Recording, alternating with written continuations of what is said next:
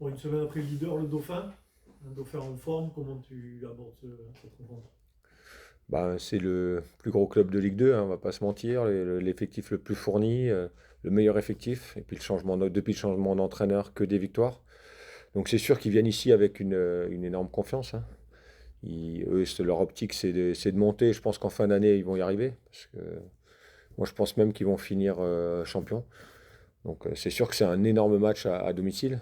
Un stade plein, super ambiance. Donc ça, c'est les à côté. Après, à nous de faire un gros match, hein, parce qu'on sait très bien que contre un adversaire comme ça, il y aura un résultat que si on arrive à se mettre au niveau, donc à faire un gros gros match ici. Le match à 3 vous a donné des idées. Vous êtes capable de bien embêter une équipe qui vous est supérieure. Ouais, je pense qu'à 3, honnêtement, alors oui, c'est le leader. À domicile, ils sont très très forts, encore de plus leader à domicile qu'à l'extérieur. J'ai beaucoup de regrets. Parce que en revoyant le match et sur le coup, je l'avais remarqué, je pense que c'est un match qu'on doit gagner. Alors, match nul, bien sûr, on aurait été content de ne pas prendre les buts, mais quand on revoit les situations qu'on a et les avant-situations que vous n'êtes peut-être pas rendu compte, nous, dans le découpage vidéo, on a vraiment des énormes situations, ça doit se conclure par une occasion, et ça, c'est la dernière passe, l'avant-dernière passe, on a manqué de justesse. Et c'est vraiment dommage parce que là, on revient avec une défaite, même si tout le monde dit oui, le contenu était super, c'est le plus beau match de Ligue 2, mais bon, à l'arrivée, on a perdu. Donc, aujourd'hui, j'ai des regrets. Bon, c'est deux fois de suite à l'extérieur, on marque trois buts, on se crée beaucoup d'occasions. Mais ouais, c'est un match où il faut ramener au minimum un point. Par rapport à ce qu'on a mis dans le contenu, la débauche d'énergie, il y a vraiment beaucoup de regrets sur ce match-là. La marge de progression que tu as vue sur ce match aussi, peut-être la maîtrise, avoir un peu plus de temps de possession pour jouer chez eux. Oui, oui, on a revu ce qu'on voulait faire. Et parce qu'il y a des moments où on a fait vraiment des bonnes choses. On a revu des actions dans les temps de possession, on a vraiment fait des très très belles choses. Et après, bien sûr, quand on prend 4 buts, il y a des aspects à corriger. On a mis le doigt dessus cette semaine. J'espère qu'on arrivera déjà à les corriger ce week-end. Et, mais moi, j'ai toujours envie de voir le côté positif. Et quand on voit ce qu'on a été capable de faire chez le leader, on a eu les retours après de joueurs de 3 qui ont vraiment dit: vous nous avez embêtés comme peut-être personne cette année. Mais bon, ça, c'est du blabla, hein, parce que le résultat, c'est 0 point. Maintenant, il va falloir essayer d'allier les deux. Dans la capacité à tenir tête à un gros, effectivement, ça c'est quelque chose sur lequel vous pouvez construire et vous appuyer. Peut-être. Oui, oui, mais moi, j'ai la capacité. Enfin, pardon, je pense qu'on est capable de poser des problèmes à beaucoup, beaucoup d'équipes, mais après, il y a des choses qu'on doit corriger. On a travaillé dessus depuis 15 jours, cette semaine encore, en essayant d'être un peu plus dans le détail. Mais je sais qu'on peut embêter du monde. Après, bien sûr, c'est plus dur quand vous avez des effectifs comme 3 ou Saint-Etienne, ou à la moindre opportunité, parce que à 3 de Tourbet, il basculait le match, hein. Aujourd'hui, c'est une individualité très, très forte, et sans lui, je pense qu'aujourd'hui, on aurait 3 points de plus, mais c'est ces individualités qui sont capables de faire basculer le match. Et à Saint-Etienne, c'est ce qu'on va avoir de partout, hein. Ils ont pour la Ligue 2, ils ont des top joueurs à tous les postes. Et donc, c'est vrai qu'il faudra être encore plus vigilant que face à une équipe d'un autre calibre. Tu l'as dit, depuis l'arrivée de coach Montagnier, ils sont sur 3 victoires. Mm. Et ces 3 victoires accrochées d'un but, est-ce que ça vous inspire ça? Ouais, bah déjà, ils ont retrouvé une vraie solidité défensive, hein. Je pense que ce qu'ils n'avaient pas au début, on a vu qu'avec lui, ils prennent très peu de buts. Et même s'ils ont gagné avec peu d'écart, moi j'ai regardé les 3 matchs, il y a quand même des situations à tous les matchs où ils peuvent creuser l'écart. Contre le Havre, pardon, contre Laval, ils ont deux balles de 3-0 qui ne mettent pas. À Guingamp, au bout de 20 minutes, ils ont 5 occasions énormes dans les premières minutes. Après, ils ont souffert sur la fin, mais ils ont cette capacité à mettre en danger tout le monde. Et là, depuis qu'ils sont avec le nouveau coach, c'est une nouvelle dynamique, ils sont plus costauds. Donc, c'est sûr qu'on ne les prend pas au bon moment, hein. On aurait préféré les jouer il y a un mois et demi ou 2 mois. Mais après, c'est un challenge extraordinaire aussi, hein. Un stade plein, un challenge comme ça, une équipe en pleine bourre, le plus gros du championnat, c'est un challenge magnifique. On ne peut pas passer sous silence le match aller. Toi, J'y pour étais pas me pas. tromper, voilà, tu es Mm. arrivé la semaine d'après. Justement, est-ce que tu te souviens de l'état dans lequel tu as trouvé le groupe après cette lourde défaite quand tu es arrivé au club? En fait, je suis arrivé 2 semaines après, parce qu'il y a eu Dunkerque entre aussi. C'était On, avant a, Dunkerque, je crois, non? on a perdu 3-0, c'était pas Sainté et Dunkerque, je Je crois crois que que c'était c'était Dunkerque, Saint-Étienne et 3. Dunkerque-Sainté. Et 3. Ouais. Ouais, donc moi je suis arrivé, oui, juste le lendemain de 3. Ouais. Donc oui, bien sûr, j'ai vu que ça avait traumatisé beaucoup l'effectif, mais aussi le club en général. J'ai senti que ce match-là avait fait très mal, bah, comme tous les clubs, hein, quand on prend 6-0. Mais c'est un match particulier, un contexte particulier. Je pense que j'ai vu le match avant d'arriver, j'ai regardé le match, et c'est vrai que après, je pense que tout s'est accumulé, le fait de jamais réussir à inverser la spirale, un, 2, 3, et après, c'est vrai qu'on se demande quand ça va s'arrêter. C'est sûr que c'est un match qui a fait très mal dans la tête, et tout le monde me dit que ça a été un tournant, ça a vraiment coupé cette dynamique. Donc, mais aujourd'hui, ça aurait pu s'être synthé, ça aurait pu être Dunkerque ou 3. Le match aller, il est loin, et je pense que les joueurs, ils ont surtout envie de faire un bon match, un match plein, plus qu'une revanche par rapport à ça. Il y a Il en a pas. été, pardon, il en a été question cette semaine ou Pas du pas? tout, pas du Non. tout. Comme quoi, je veux dire, je l'ai pas, ça m'est même sorti de la tête, hein. Je ne l'ai pas du tout évoqué, on m'en a parlé hier. Donc c'est vrai que je l'avais quand même zappé. J'essaie vraiment d'être focus, moi, à chaque fois sur le match du week-end. Donc je m'intéresse peu à ce qui s'est passé les saisons précédentes ou le match aller. J'essaie vraiment de rester focus parce que l'équipe de Montagny, elle n'a plus rien à voir ce qu'elle était avant. Et c'est un autre contexte. Là-bas, c'était à l'extérieur. Donc franchement, j'essaie vraiment de rester concentré sur le match à venir. Donc si tu l'as pas abordé, ce groupe, on a dit plein de choses, notamment qu'il était très jeune. Euh, Est-ce que c'est pas un test d'orgueil, ce match retour, après ce qui s'est passé à l'aller? Et enfin, est-ce qu'il va pas te donner des réponses là-dessus? Voir si ce groupe il a de l'orgueil de lui-même, du coup, comme tu l'as pas abordé avec eux. Après, les jeunes, ils ont cette qualité qui peut être, nous aussi, des fois les anciens, on va dire un peu un défaut, c'est qu'ils sont capables de passer à autre chose à une vitesse incroyable.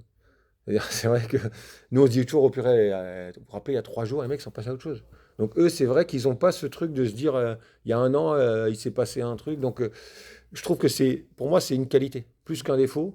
C'est que eux, ils ont perdu 6-0. Bien sûr, ça les a profondément touchés à l'instant. Mais après, au bout de 15 jours, ils arrivent à passer à autre chose. Donc, je ne sais pas si vraiment ce levier-là, ça les touche spécialement. Ils ont envie de faire un gros match devant le public, devant le stade plein, emmener le public avec eux. Mais se dire, oh, les gars, à l'aller, vous avez perdu 6-0. Je ne sais pas si c'est encore quelque chose, honnêtement, qui touche les jeunes. Alors, plus anciens, oui, bien sûr, hein, ils ont été blessés. Les jeunes, c'est une génération qui zappe tout, hein. Une génération, pardon, qui zappe un peu tout. Tu as senti une émulation supplémentaire à l'entraînement cette semaine, avant ce genre de gros match, samedi soir, 20h? Honnêtement, non. J'ai senti une semaine parce que, comme je vous le dis toutes les semaines, moi, le groupe, j'ai rien à dire. Ils font des semaines de travail que je trouve très bonnes chaque semaine. Alors, des fois, c'est moins bon le week-end, mais ils sont très concentrés. Après, on a tout le monde. Donc, c'est quand même un petit signe, hein, c'est que les petits pépins, ceux qui peut-être auraient été forfaits pour un éventuel autre match, là, ils se serrent les dents en se disant c'est un énorme match à jouer. Donc, la bonne nouvelle, c'est que tout le monde est sur le pont et apte à jouer. Et ça, c'est une bonne nouvelle pour nous. Parle-nous de tes choix de samedi dernier. Sherfal, il fait un super match. Tu l'avais mis en groupe quelques semaines avant. Raconte-nous un petit peu ce joueur. Qu'est-ce que tu attends de lui? Bah, ça c'est aussi, donc, avant de parler de Cher en particulier, c'est aussi quelque chose que je vous avais dit, que j'ai dit aux joueurs. Pour moi, il y a pas de statut, hein. C'est-à-dire que tout le monde peut rentrer dans le groupe et sortir du terrain ou du groupe.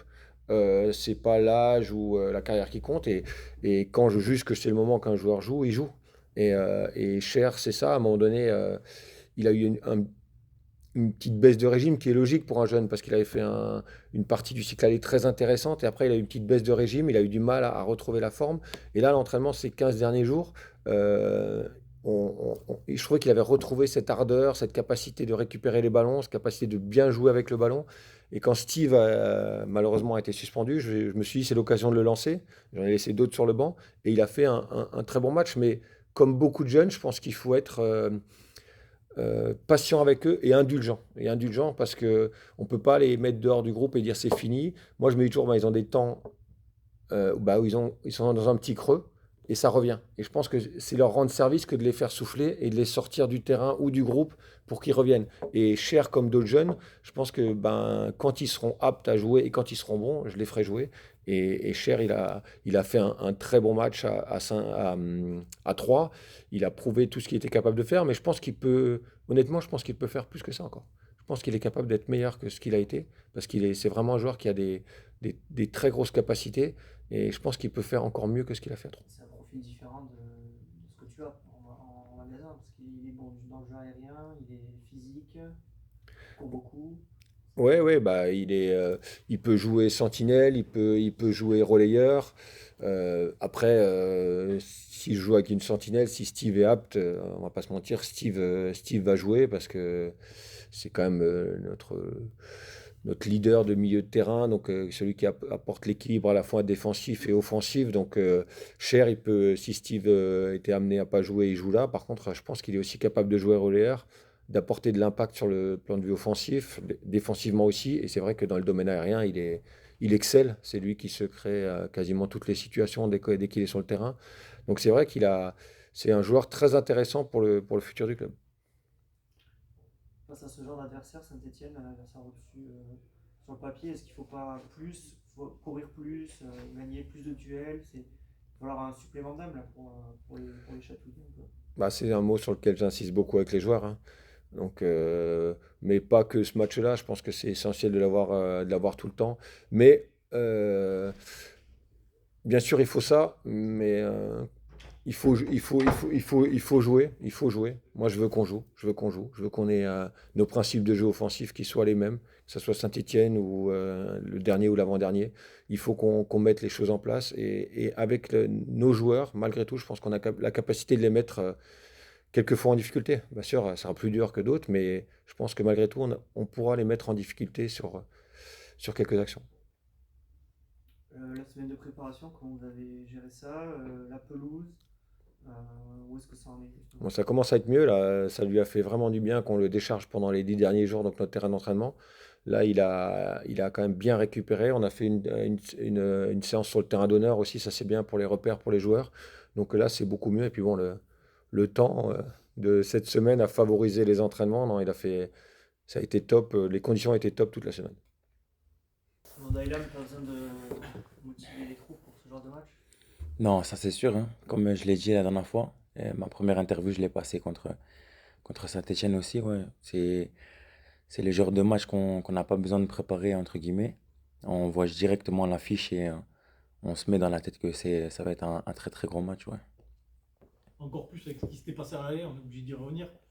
Mais la plus grosse défaite de la saison, la plus grosse défaite même de l'histoire du club en Ligue 2. Tieté, comment tu avais vécu ce moment et comment tu avais vécu les semaines après? Ouais, ça, je savais que vous alliez en parler. Et ouais, c'est sûr, après, ça reste dans la tête, surtout avec des scores lourds comme ça. Après, pour moi, dans une saison, on est obligé de passer par des grosses défaites pour bien évoluer à la suite. Mais ouais, c'est sûr que 6-0 ça reste dans la tête, hein, même si on a tous essayé de passer à autre chose, entre guillemets. Mais ouais, 6-0 en tout cas, dans ma tête, c'est encore là. Est-ce que ça fait partie des motivations pour ce match retour? D'effacer ça? Euh, non, en vrai, pour ma part, je passe à autre chose. Après, comme vous l'avez dit, hein, c'est gravé dans vos têtes, ça c'est sûr. Mais moi, pour ma part, je passe à autre chose. Là, c'est un gros match qu'on a à faire demain et j'espère qu'on va tous répondre présent en tout cas.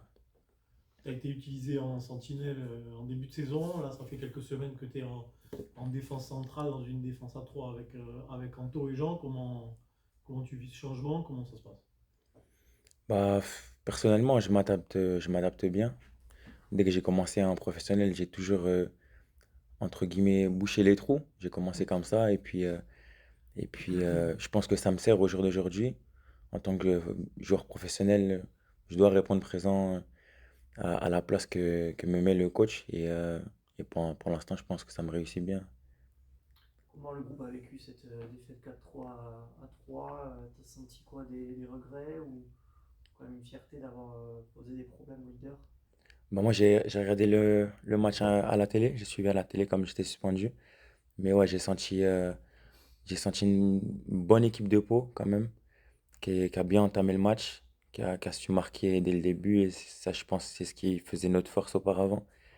Mais malheureusement, sur des petits détails, on s'est fait revenir au score. Mais je pense que dans la mentalité et dans la personnalité, on a su faire un bon match, même si le résultat n'a pas joué en notre faveur. Mais ouais, je pense que dans l'ensemble, c'était c'était un bon match et comme le titre du résumé, match de l'année, donc ça fait plaisir aux supporters, mais bon, nous on aurait aimé avoir la victoire quand même à la fin. Comme on n'avait pas eu l'idée de mettre une caméra cachée dans ton salon, comment tu l'as vécu toi le match? Bah, comment ça?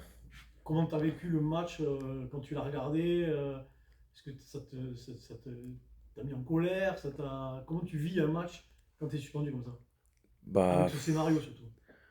Bah, quand tu es suspendu, c'est sûr que tu es un peu frustré quand même, parce que c'est des matchs comme ça à 14 heures, tout le monde regarde, c'est bien que ce soit pour le club et pour les joueurs, ça permet de se montrer, mais ouais, je l'ai suivi comme eux, j'ai essayé de me mettre vraiment dans leur peau, et ouais, comme j'ai dit, je l'ai bien vécu, parce qu'ils ont fait une bonne entame, mener 2-0 à 3, je pense que c'est pas tout le monde qui le fait, et puis ouais, un peu déçu de la défaite, mais bon, j'espère qu'on se rattrapera demain.